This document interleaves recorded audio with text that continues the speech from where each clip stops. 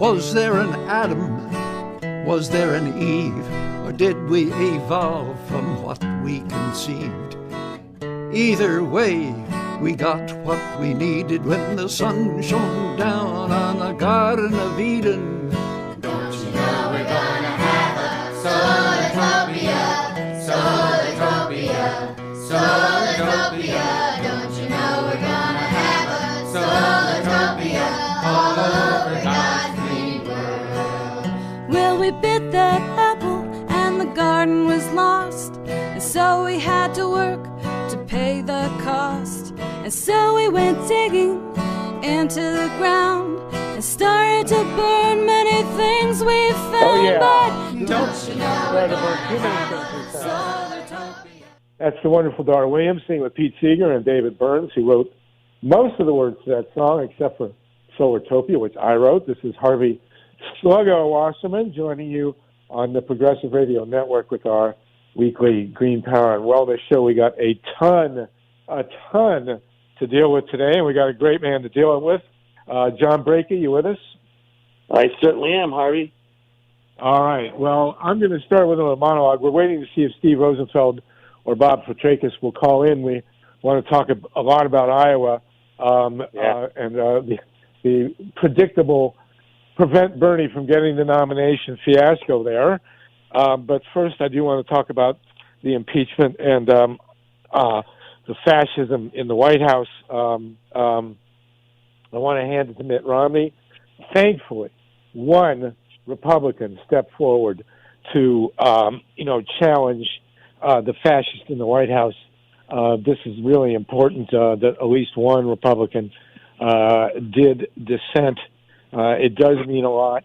And I watched much of the trial. One of the first, perhaps the first trial in the history of the United States to have no witnesses, no documents. What are these guys afraid of? I think, we all know what we're dealing with here now. This is fascism pure and simple. We have someone in the White House who sees himself as a dictator and has no concept of the Constitution for all its limitations. I do want to compliment Nancy Pelosi. I'm not a big fan, but I thought her tearing up the speech at the end there was a perfect gesture. It was about as good as you can get. What was she going to do? Give him the finger? So I don't know when she came up with that or who came up with it for her, if someone else did, but it was a brilliant move. And the speech itself, which I did not listen to and will not read, was my understanding from the reviews just a pure fascist assault on all that's good about America. We have a schizophrenic nation here. I just saw a piece today by Robert Reich, who interviewed people in the Midwest and basically said that the working people in the Midwest are divided between Bernie and Trump, and that they want someone who is opposed to the establishment. And you got to remember that it was Bill Clinton who gave us NAFTA, that gutted our industrial machine, as did Ronald Reagan before him, by allowing all the major corporations to go overseas, to move their manufacturing facilities overseas, as did Barack Obama, who allowed the crash of 2008, 7-8-9, really, to proceed with no restructuring of the banking system, with a total bank out of all the thieves and the Wall Street robber barons who robbed the country of hundreds of billions of dollars and then paid no price for it. And the price we all pay now is Donald Trump. At the same time, we have Hillary Clinton coming out and attacking Bernie. Bernie actually campaigned in 2016 in many places much harder than Hillary did. He went from all over Iowa. He actually went to Wisconsin, which Hillary couldn't lower herself to do. Hillary Clinton basically campaigned like Marie Antoinette. And then, of course, John BRAKEY, as you and I know, the election was stolen anyway, and we're going to have to deal with that. Now, I have a piece published at truthout.org saying that the Iowa caucuses, the predictable fiasco in Iowa, should prompt us to switch to paper ballots. I mean, there's absolutely no doubt about it. They actually did use paper ballots in some cases in Iowa, but it was a ridiculously convoluted system. It was obviously set up to fail. The people who designed the app were very close to the Democratic National Committee, which is desperate, going to any length possible to prevent Bernie Sanders from getting the nomination. And I hate to say it, but I just watched a segment of Tucker Carlson, who was exactly on point about how the Democrats are terrified that Bernie's going to get the nomination. They're doing everything in their power to stop him. Obviously, Joe Biden is not going to work out. I mean, he apparently threw a temper tantrum using expletives.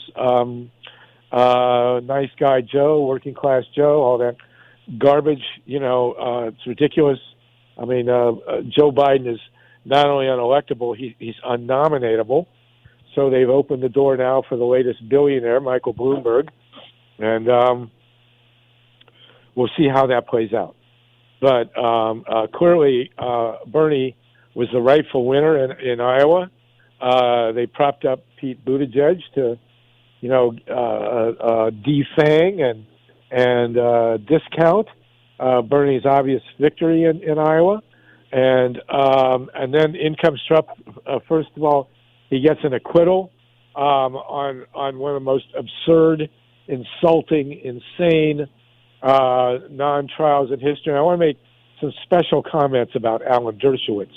I have met Alan Dershowitz. He hangs out on Martha's Vineyard, where I've gone occasionally to visit friends.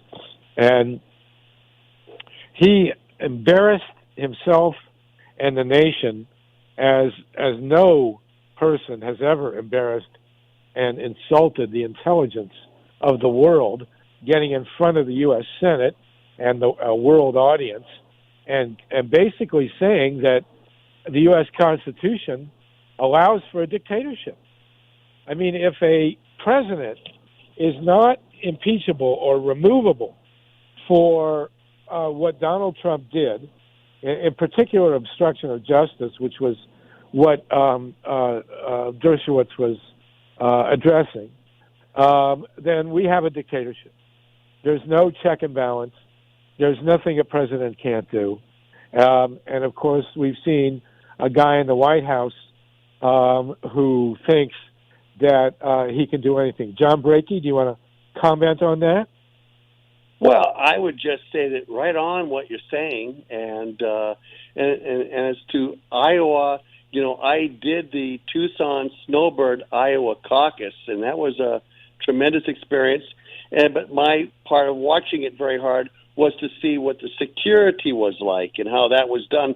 And hey, when they fill out when they get that card, that's what's counted. And they have to actually sign their name to it by the first round. And then if they didn't get to 15%, then people could jump. In the caucus that I was only 72 people, only 2 people made the jump. And I followed the whole chain of custody practically to the smartphone to send it in. And that's where the failure was. And really, because of that secure system, to me, somebody crashed the system because they knew that Sanders was going to roll. They wanted Pete to get a boost out because apparently he's the anointed, and they know that Biden's and part of election chicanery. And at the very end, I see what happening in Iowa is that the numbers are going to add up. I have to ask somebody, well, how did you figure the delegates? And if it was done fairly or whatever, because it was awful. I mean, it was sad to see this whole thing go down like it did in Iowa, and it just sends a really bad message of what's coming in front of the American people. And, at the very end, what kind of cynicism are we all going to have about the whole thing? And who's going to believe the November election starting at the rate right now? We got a lot of problems. It's a very serious situation going on. And I know that you know it, Harvey. Steve Rosenfeld, are you on with us? Steve? I guess he's not.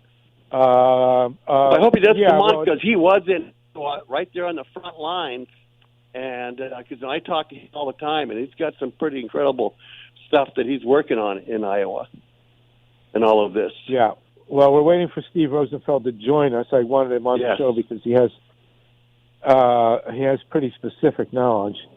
I'm texting him right now, see if we can get him on the show. Okay. So, John, I had someone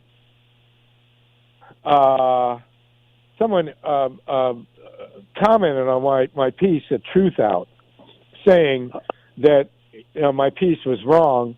Saying that it was time for hand-counted paper ballots because they did use paper ballots in Iowa. Yes. I mean, what is he talking about here? Okay, what's going on here is that when you come in, you sign in. And then if there's 72 people, they'll pass out 72 cards, and they'll tell you not to sign it. And then by then, everybody's already caucused in their groups. I mean, the room's already set up. Here's where Sanders people go. Here is where others, and they have signs, and they put it on the table. And that's how the process starts.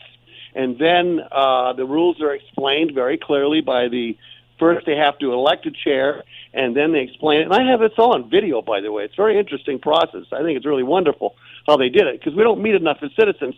So then what happens is that at a certain point, everybody's in their position, and then they pass out the cards, and they say, don't come out yet. Then they explain that you need to sign this thing with your own name, okay? And that is where the returns come into, even though it's an oral count at first, okay? And then there's round two, and round two is if your group did not meet 15%, and in this situation, 11 people, you have the right to switch, okay? And 2 people only switched. And that was it. Done. And then the delegates, and so then I stayed around, of course, and took picture of were you all there? the results, and I filmed the whole thing, and it's online. So you 28 did minutes this online. Long. You voted in the Iowa caucuses online? No, it's I put online the video that I made of the whole process. And then, Amazing. of course, with the evidence, the documentation showing how they got there. Because I took pictures of everything and filmed. Unbelievable. Yeah, so, and I found it to be good. So the point is that it's the same thing that happened, in 2012? Wasn't it Romney and somebody else or whoever, and the Republican side? And 2 weeks later, they found out that the wrong winner was named? It's a better system now than it was then. I do remember that the voting machines in Cincinnati, Hart Intercivic voting machines, were from a company partially owned by Romney. And, since everybody knew that Cincinnati was going to be critical in turning the tide on the election, and of course. We were kicked off Daily Kos for suggesting that there was a conspiracy here, that maybe it wasn't a good idea for the family of a contender in a primary process to have a part ownership of the election of the voting machines that were going to decide the election. Harvey. So, yes. Oh, hey, Bob. Bob Fitrakis. Yeah, I just called in. Yeah, thank you. Bob, hey, Bob. This is a great Bob Fitrakis on with John Brakey. We're talking about Iowa. Bob, you and I were talking at dinner the other night, and you mentioned something about the app that was used in Iowa having been some kind of tie to the Democratic National Committee. Did I understand you right? Yeah, no, it's, Shadow, the name of the company had ties to the DNC. There was mention in memos of a former Obama staffer, and of course, the financing, Buttigieg supporter, one of the financiers. All of that's in the public record. That's been released. But I mean, just begin with the obvious idea. Why would you do beta testing on an app with the most important election in the world on the line? And also, again, what Chuck Todd said, who usually I don't agree with, but said the one that really helped was Biden, who was going down in flames. By finishing fourth, there would have been all this pressure to force him out of the race. Well, I think, and the backup telephone system failed as well. The quote from The Godfather: "I don't believe in coincidences." Right. Well, excuse me. I think Biden has gone down in flames anyway. I mean, I don't see how. I think that the Democratic National Committee's next step is to push Bloomberg. I don't think after this that people are going to be supporting Biden. Do you see it, Bob? I mean, apparently. What I see is Bloomberg signs all over Columbus and in Bexley and on the east side. I mean, Bloomberg's putting in a ton of money and putting it in early for Ohio, and there's reports nationally. I think you're absolutely right. I think Biden wasn't ready for prime time. He's imploded. I mean, his big soundbite the other day was talking about stuttering, his experience with that. But I think Bloomberg is the great hope. But you saw the New York Times saying that the center's not going to hold the editorial. Right. Yes, I did see that. John BRAKEY, how's Bloomberg playing in Arizona? All the time on TV, and he's gaining momentum. He's got ground people in Arizona. I've been called twice, and he's of course self-financed. So that's Arizona. Well, he's totally fine. Yeah, unlike Trump. Although Trump may now be a billionaire, having profited so well from his time in the White House, but unlike Trump, Bloomberg is a bona fide billionaire, and not just really. Not just 1 or 2 billion. I mean, he's got 50, 60 billion. But he is another short $2 billion to this cycle, and if he doesn't get the nomination, he said he's still going to support. And, he turned around and gave Stacey Abrams and her group, which is a really great group, was dealing with voter suppression, $5 million. And didn't even get an endorsement back because there was nothing tied to it. And that's impressive. Okay? Well, we got another 70. Ralph Nader wrote a book a long time ago, didn't he? He said only the billionaires can save us or something. Maybe this guy, hopefully, he may not get it, but he's the one who can really help because, free speech costs money in this country. How many years I've been working on, trying to make elections transparent, trackable, and publicly verified is needed more now than ever because realistically, those who believe the Russians or the Chinese or the Iranians are hacking, no, all they need to do is just keep sowing cynicism that in November when Trump loses, he will say it was stolen and he's an incumbent. And it just could get really nasty. And that's a motivation for me to let people know that, hey, 80% of this country is now digital with digital images. We need to force these people to put the inkjet back into the commercial scanners that they use and marry the ballot to the ballot image and let those images go out to public by precinct. And, folks need to remember that voting, yes, is a secret process. But counting and verifying is a public process. Would you agree with that, Bob? Oh, no, absolutely. And, when we look at what needs to be done, I mean, at the core of it is the non-transparency in our system. and these deliberate attempts to make it non-transparent. Yeah, well, these guys. Absolutely. So here's a question. Here's a question to raise. Let's say Bloomberg pours, a couple billion into the primaries, which he wouldn't even notice missing. And God, I mean, John, I wish we could get a meeting with Bloomberg to talk about election transparency. He could totally solve a lot of problems. We got a solution. So I don't know, lawyers, Bob. You've been a big investor with Bloomberg. Florida, and people start calling the Secretary of State. Yeah, I used to subscribe to their magazine. Yeah. Oh, totally. Yeah. Yeah. So the question then becomes, if Bloomberg pours a couple billion into the primaries, and Bernie still gets the nomination, will Bloomberg fund Bernie? I mean, Bloomberg seems to understand how big a threat Trump is. If Bernie gets the nomination and a couple billion behind him to take on both Trump and the Democrats, I don't know. We'll have to see two old Jewish guys. I mean, what the heck? And I got to say, and Bob, I'll start with you. Why isn't Tom Perez been thrown out of office? Why is this guy still chairing the Democratic Party after this catastrophe, fiasco, absurdity in Iowa? This guy should not be there. I mean, they got rid of Debbie Wasserman at the convention. Why don't they get rid of Tom Perez now? Debbie Schultz. Wait, we never use the name Wasserman in conjunction with Debbie Schultz. Okay? It's Debbie Schultz. There's no Wasserman involved. If you want to use a middle name, call her Weinstein. Okay?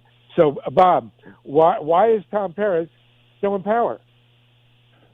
Because he's willing to look the other way and do the things that need to be done, like a complete catastrophe that essentially allows strange results. And, he's there precisely because of what happened in Iowa. I mean, it's a plus that he's willing to go the extra, corrupt distance. John Brakey, do you agree with that? Yeah, I don't get into that part of what happens politically, even though I do know that, through my attorney, who's very knowledgeable, who used to work for Perkins Coie, is that there's a lot of people who are heavyweights, keep your goddamn thumb off the scales. It backfired last time, okay? And so it's a fight in the party. Well, I think about this. I mean, Shadow, who came up with this incredibly bad decision to test their beta version in one of the most important elections on the planet, received its funding from the Super PAC acronym, which was paid $60,000. Acronym, the Super PAC pays $60,000 to Shadow. But at the same time, the person who benefits the most, Buttigieg, matched the money with $42,500, Pete for America. So it's really, really odd. Des Moines Register holds back, their last field poll. Bernie's surging, and out of nowhere, the election gets taken down, and the headlines that would have forced Biden out, disappear, and Buttigieg is now. There's been reports that Sanders actually did better, that 30% of the early audits were showing that somebody was screwing the rounding numbers up, that they weren't rounding essentially correctly, which would have been ultimately in Sanders' favor. Nor, if you watch CNN, what they'll do is focus on the delegates, but ignore any of the notion that Sanders actually won the popular vote. So, this was no accident, and the phone system didn't also accidentally go down. Like, there was only 1,700 precincts. Exactly. That's virtually nothing for an 800, number with 10 people with rollover phones. Exactly. This was deliberate. Yep. Wow. I believe that too. And they cherried the and they knew where they could go ahead and not count this and say, I want to challenge that, because they were trying to get Mayor Pete out the gate where he could claim victory. And then it's an old story in a couple of days. Well, remember when the Manchester union leader wrote about one of the Bush's early upset, George Herbert Walker Bush? They said, it looks just like a CIA election in the third world, CIA-backed election, right? There's catastrophe, there's chaos, everything gets held up, and then the unexpected numbers come in. But you're exactly right. They wanted to get the alternative out of the gate. Remember, they did this with Rick Santorum. Yep, that's right. When George W. Bush, they claimed won by 3 delegates in Iowa, and then 2 weeks later, after Santorum lost his momentum, they pointed out he'd won by 34 delegates. Yeah. Once they corrected all the numbers. Yes. Well, we're talking with. They do have a good audit system. I did the caucus in Tucson. I explained it earlier in the show, and they do have these ballots that they're using, preference cards. You have to sign your name to them, okay? And then I videotaped, made a film. It's only 28 minutes long that shows how the whole thing works, and then I attached the evidence as documents of how many people actually voted. And then what the card looks like, how it's filled out, and then the final sheet that was supposed to come in by a smartphone. It never happened. Unbelievable stuff. We're talking with Bob Fitrakis, publisher of the Columbus Free Press, John BRAKEY, one of the great election protection activists. We're waiting for Steve Rosenfeld to call in. Steve seemed to have a pretty detailed knowledge of Iowa. We may have to have him next week. I guarantee you this is the only radio show in the country talking about in such detail about the theft of the Iowa caucuses. Bob, you and I, and John, if you want to jump in, we'll have to do a piece on this to document it because it's outrageous. The stakes could not be higher. So, and the question is, I just got a note from Steve that he's on a plane circling. I hope they don't throw him off the plane for making a phone call that's still in the air. But anyway, but here's my fear. And you remember, Bob, you and I wrote in great detail about how the 2016 primaries were rigged to make sure that Bernie didn't get the nomination. And, of course, we all know how well that worked out since Hillary campaigned like Marie Antoinette. And we were attacked not by the Republicans, not by the corporate Democrats, but by the progressive left, so-called. And now here we are, deja vu all over again. So here's the key question. What's going to happen in California? We're already locking horns with the Secretary of State in California. They could have gone with hand-counted paper ballots and ballot images. Instead, they're trying to buy, digital marking devices, which are completely ridiculous. We don't know what they're going to do, and this is not to rig the vote for Trump. Nobody thinks that Trump is going to win California, but it's clearly meant to rig the vote in the primary against Bernie. Bob, what do you think?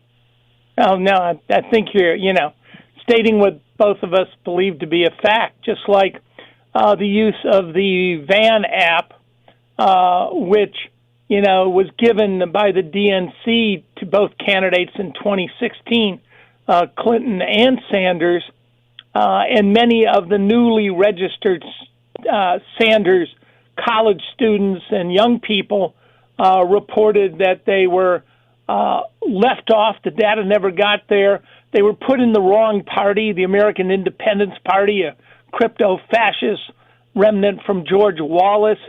That a lot of things happened that eliminated voters or the data never got there, and all of it helped Clinton and hurt Bernie Sanders.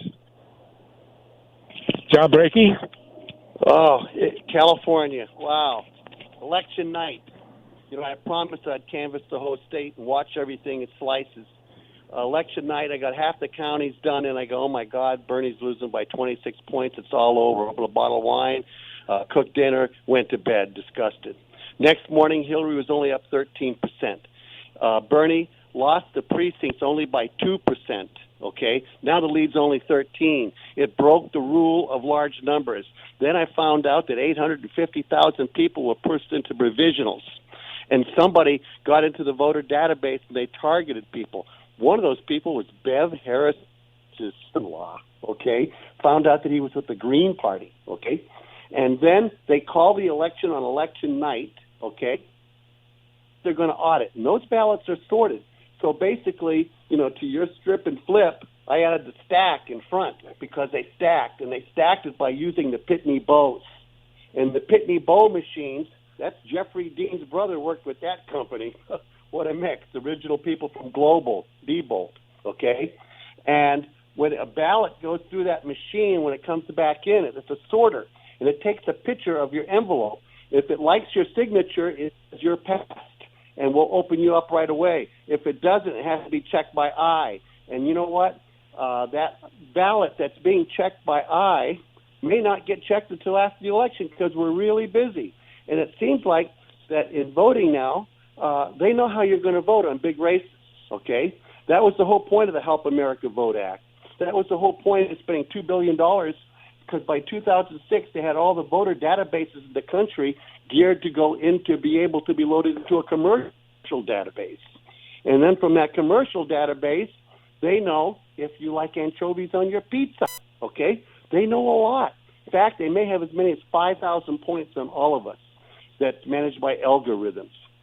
And, wow, I hope I didn't tell anybody a real big conspiracy theory because you can watch TV and watch the movie on Netflix called The Great Hack, and it will explain part of what they're doing now. It doesn't give you the history that I just gave you and that Bob knows, but it's, California is incredible to know that this is the first primary, okay, that has been this early in the history. I mean, remember when they murdered Robert F. Kennedy? What did he say? That was the last primary. It's our win here today, and we're off to Chicago. He never made it to Chicago, okay? Yeah, and that was in June. That was June 5th. And now it's down to March. Right. And we know that, I mean, this is clear now. I think they're going to drop. I think Biden's got to go. I don't think anybody, even Tom Perez, knows that there's no hope for Biden. And so, they failed. And I don't see Buttigieg going much further. I mean, he's useless. I mean, but it's now a two-person race. It's Bloomberg versus Bernie, two 70-something Jew guys, one with billions of dollars and one with a genuine grassroots constituency, and which the Democratic Party lives in terror of. So I think, Bob and John, we got to write a piece really explaining, we'll get Steve in, really explaining explicitly what was done in Iowa and what we can expect now in California. Because if Bloomberg comes in first in California, Well, Harvey, I blame a lot of this on the lack of good delis in Iowa. I think Bloomberg and Sanders both will agree that the Carnegie Deli should be brought back as a national treasure. Absolutely. You're right. But I don't know, Bob. I think there are some good delis in Iowa, but, not in that town where all the Maharishi people meditate. They don't eat meat, so pastrami is kind of lost on them. We're talking with Bob Fitrakis, publisher of the Columbus Free Press, John BRAKEY, election protection expert. This is the only detailed discussion you will hear until we turn it into an article about the mechanics of what was done in Iowa and more importantly, what we can expect in California and other states where the system will clearly be rigged. And I don't think there's any doubt that the big dog now for the Democrats will be Michael Bloomberg. Elizabeth Warren seemed to plummet. Amy Kobuchar is nowhere. Pete Buttigieg is an illusion. I think the country would actually vote for a Jewish guy before a gay guy. I might be wrong, It's a good thing Buttigieg isn't also Jewish. Then he'd really be. So the knight in white armor for the Democratic National Committee is clearly Bloomberg. And, I think why Tom Perez is still in there, why we got rid of Debbie Schultz and wound up with Tom Perez. I mean, that's going from the absurd to the ridiculous. So we have a battle here. I mean, Trump is unified. Trump has a fascist militia ready to do his bidding. All the Republicans except the Mormon voted to acquit him in the most absurd non-trial in history. I have to really hand it to Pelosi. I have to say I'm not a fan of Nancy Pelosi, as mentioned, but she has an incredible sense of the theatrics. I mean, after that speech, what is the one thing you can do that will completely draw the attention away? You can't clobber him on the head with the gavel. You can't, yell at him. You can't give him the finger. You tear up his speech. I don't know if I'd have thought that. I thought that was brilliant. So, Brakey, John, are you coming to California? Are you going to monitor this thing? Well, I was thinking about that because ours is on the 17th, and I got Florida with Susan Pinshaw there, and Michigan's at the same time. But of course, yours is on the 3rd. I'm thinking about coming over, and if I do, hey, you might have a guest if it's okay, and then I'll bring my setup because a lot of this stuff I can monitor online better than being there. Okay. And it's grabbing the snapshots and things like that are important. So maybe, but I'm definitely going to be watching California, either from here or over there with you. And Bob Fitrakis, when is Ohio? Oh, it's the second Tuesday in March instead of the first Thursday after a Monday. So is that the week after California? The exact date is. I think it actually might even be the 3rd. I think it's the 19th. And we expect the same kind of craziness in Ohio as we're going to get, as we just got in Iowa, and that we're going to get. Ohio, according to Secretary of State, has 13 distinct voting systems, and John's favorite is in Lake County, where Trump did surprisingly well, and none of the polls predicted, but he won by 15 points in a toss-up county, and they vote on the iVotetronic, or as we call it in Ohio, flipper. Or push and pray. Yeah. Well, it's a sick situation here where we have to worry about the actual election machines as opposed to the actual campaign. I assume that Trump will come to Ohio and hold some big Nuremberg rallies. Well, he's actually already been there. He kicked it off here, and we'll expect that he'll be back, very often. John Brakey, has he showed up in Arizona yet? No, just Bloomberg's been in. He's the only one. Bloomberg has come there personally to Arizona? Yeah, he's been in Tucson and been in Phoenix, yes. So he seems willing to get out and stump. You bet he does. He's got how is he? I can't imagine him as a speaker. How is he as a speaker? Say that again? How is he as a speaker? I can't imagine him being a speaker. But he was mayor of New York for 12 years. But I did not go to any of the events. And I didn't know about the Tucson one when it happened. I knew about the Phoenix one, and I had to go up to Pine Top with my family. And so I had plans, so I couldn't go to that one. But I understand one thing. It was badly organized, okay? And that at 6 o'clock, the doors hadn't opened up. I guess it was 1,200 people who came. He finally showed up. And from what people I know who went told me that. Bob, have you got a lot of learning to do. Bloomberg speeches?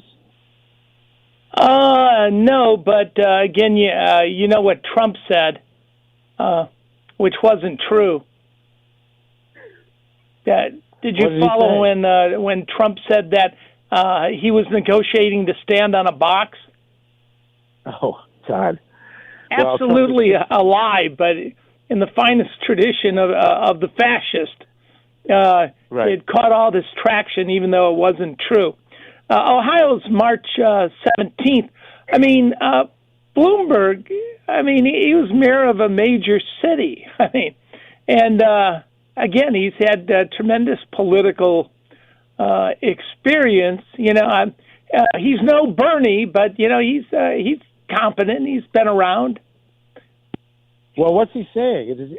Does he have any? What is the substance of his campaign? Absolute direct attack on Trump, calling him words in his ads like liar, fraud. Did you hear the response to the? He was Bloomberg wants to negotiating the stand on the box. Is that was something to the effect that everything about Trump is fake. He lies about everything: his obesity, his hair, and his spray-on tan. So it's a direct assault on Trump's integrity. And also, well, there's no there. And also, all kids were covered in New York for health care. So really, it's social liberal policies involving health care, as well as a direct assault on Trump as a liar. Wow. This is going to be same really thing in Arizona. Bob is so right. That's one of the things I like about him. He calls a spade a spade. Well, one thing Trump is not is a spade, but that's another story. So. Exactly. Well, this is going to be very interesting. I think we've seen the last of Joe Biden. He's going to get wiped out in New Hampshire. There's just not going to be any there. He's like Biden has been the Kim Kardashian of the campaigns. You ask, why is Kim Kardashian famous? And the answer is because she's famous. It was like Zsa Zsa Gabor, who was in a movie or two and then slept around with rich guys. There's no reason on earth that anybody should care about the Kardashians except they're famous. So that was Biden. Biden was famous because he was the front runner because he was the front runner. And nobody did a better job than I think of destroying him than Tucker Carlson. Every once in a while, Tucker Carlson comes out from under a rock and says stuff that's undeniable. And Newt Gingrich, the same thing. They love Bernie because they want Bernie to get the nomination because they think they can crush him. I think they're wrong. I hope they're wrong. They're portraying him as George McGovern, out of touch, too far to the left. Right. Now, one thing people have to remember about George McGovern, nobody remembers this, but I do. And it's one of the reasons he lost. And let's pray God it never happened again. Okay, George McGovern had a grassroots following. He was a decent guy. He wasn't a terrible candidate. You do had Nixon, running a mafia operation out of the White House, completely illegal, virtually everything he did. He was a wartime and trying to get McGovern elected. But nominated. Yeah. But the point is, in the middle of the campaign, and nobody remembers this when they talk about McGovern, he did a terrible thing, McGovern, and he really doomed his campaign. He had nominated Thomas Eagleton for vice president, and then he found out that Eagleton suffered from depression. And based on that, McGovern dumped him and brought on Sergeant Schreiber, who had zero constituency except for the Kennedys. And that destroyed McGovern's campaign. I was horrified by that. If McGovern had stood by Thomas Eagleton and defended people with depression, I think he would have stood a chance. He certainly would have not been limited to just what he got, which is, I guess, Massachusetts and D.C. So that's not going to happen again. I never forgave George McGovern for that. It was inexcusable. I should never have done it. And would he have won anyway? Probably not. But would he have gotten more than two states? Yeah, I definitely think he would have. And he should never have dumped Eagleton. Let's hope that nothing like that happens again. How about a Bloomberg Bernie ticket? that would be interesting. That would be. I don't know. Too many Jews. I'm not convinced. Two northeast. What neighborhood did Bloomberg come out of? We got Brooklyn and... Yeah, pick a neighborhood. Two Brooklyn guys. Most likely Bloomberg's from there. But and he wasn't a great mayor, certainly not for the public, and the black community is certainly not going to support him. He would probably have to run with Stacey Abrams, which would be all right. My understanding, someone told me, I was told that Biden offered the vice presidency to Stacey Abrams, but I wish to God she would run for Senate in Georgia. I think she could actually win. And what an upturn to this country it would be to have a black female U.S. senator from Georgia. I mean, that would be almost as much as getting Trump out of the White House. Not quite, but the Democrats have to take the Senate. I don't know who else is going to even have a chance at that Senate seat in Georgia, but I don't know. We'll see. So Elizabeth Warren didn't do well. Amy Klobuchar trying to paint the best picture on it. Bernie's obviously going to carry New Hampshire, and then we see what Bloomberg comes in. But other states. What are the other states there are a bunch of them on the week that California has its primary, but everybody's going to be looking at California, obviously. I mean, it's 10% of the country. It's 20% of the Democrats, right? I mean, California is overwhelmingly Democratic, and so I don't know what their delegate count to the Democratic National Committee is, convention, but it's got to be huge. So this is what we're looking at. Is there anything in between after New Hampshire? Nevada. Oh, yeah. Which is the other place they were supposed to use the app. Yeah, which they've canceled. Go ahead. It was the other place they were supposed to use the Iowa app, the acronym I think they're not going app. to do that, right? I think they're not going to do that, right? John, did you hear that? I don't know how they could. Yeah. They've canceled out and said no way, and they're not going to use it, rightfully so. Well, maybe they'll do it. They did another wild place for these caucuses. I hope they're a lot better than they were in 2016 because that was bizarre. Weren't there 6 states in 2016 where they didn't they do coin flips in 6 states in 2016, and Hillary won them all, or was that a myth? No, there was quite a few. I guess the majority that she won the coin flips, and it's going to be interesting to see how that works in these. Because after doing the one that I did, I could see how the coin flip is done on the local level because of how they split up the delegates and who would get the 2 or the 1 or whatever. Yeah, the one that I did, Bernie came in, I think, 3rd place.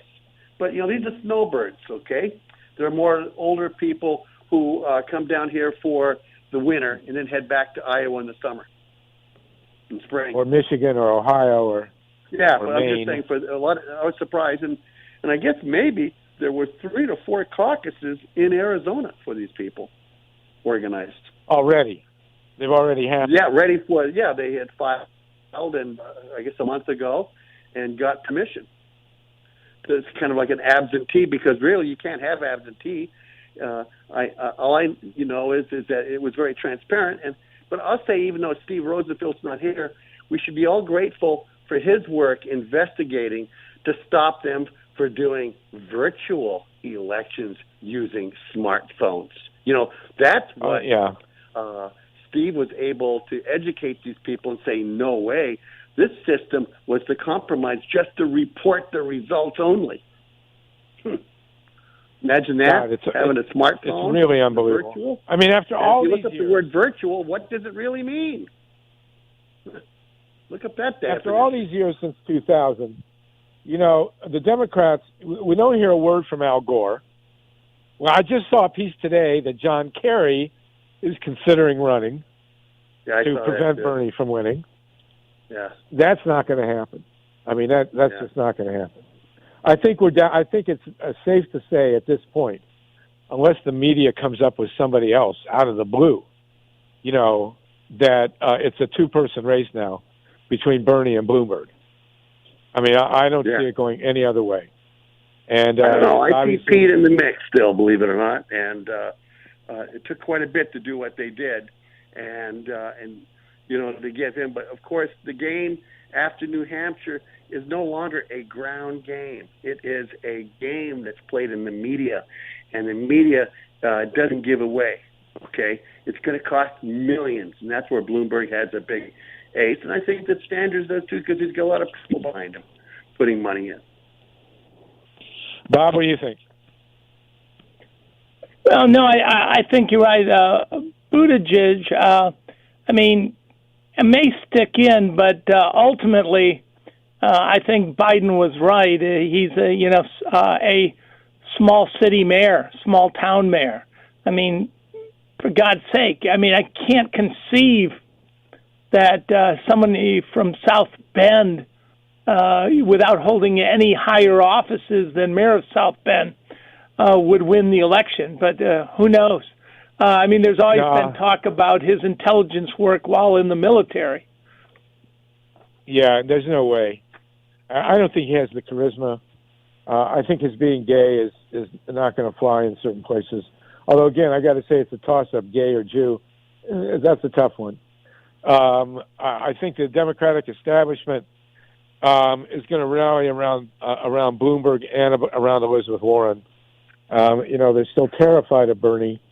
I think Bloomberg would have to run with Elizabeth Warren or Stacey Abrams. I think Bernie would probably run with Stacey Abrams. But it's down to the two of them now, and can they beat Trump? Well, one thing I want to say about Trump is, there is the legend of Icarus. This guy is flying high. He's the embodiment of hubris, and he has a remarkable talent for screwing himself in key moments. Apparently during the Super Bowl, he was not paying attention during the Star-Spangled Banner, which is always fun. I think he will find ways to sabotage himself, as do all bullies. And, I would not in any way, shape, or form say, we love L.A. for its helicopters, in any way, shape, or form that he's an inevitable victor. Oh, man, I can't believe the time is up. You guys, we got to collaborate on this article. Thank you for doing this show. It is the most detailed account of what's happened in Iowa. We're going to have to put it on paper. Thank you, crew in New York. We'll see you next week on the Green Power Solartopia Show. Thanks. Solartopia, Solartopia,